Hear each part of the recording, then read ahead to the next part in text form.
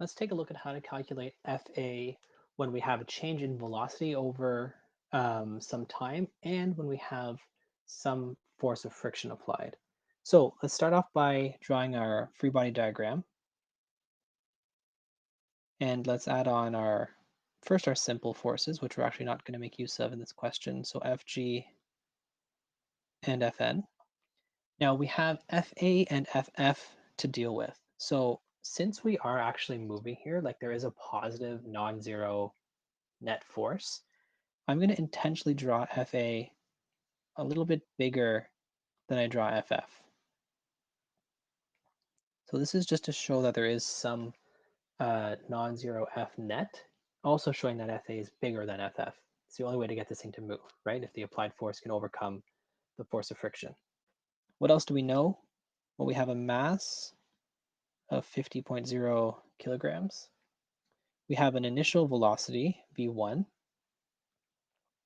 of 1.0 meters per second. And I'm just going to define that as going in the east direction, like we're moving left to right on our page here. V2 is what the object accelerates to, so that's 7 meters per second. And of course, it's traveling in the same direction. And we know our time, this all happens over a period of 3 seconds.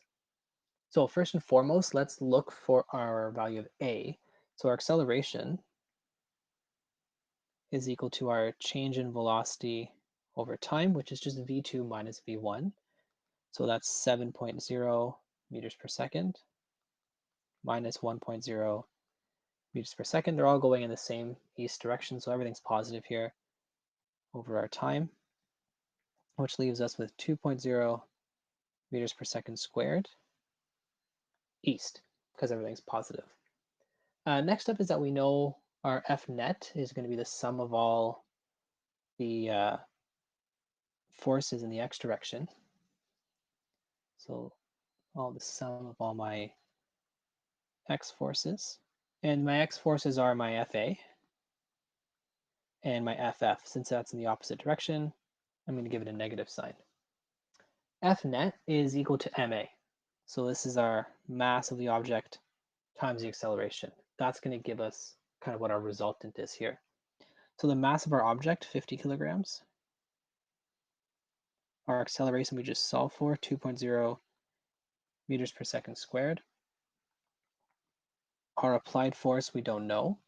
And our force of friction is given in the question, 400.0 newtons.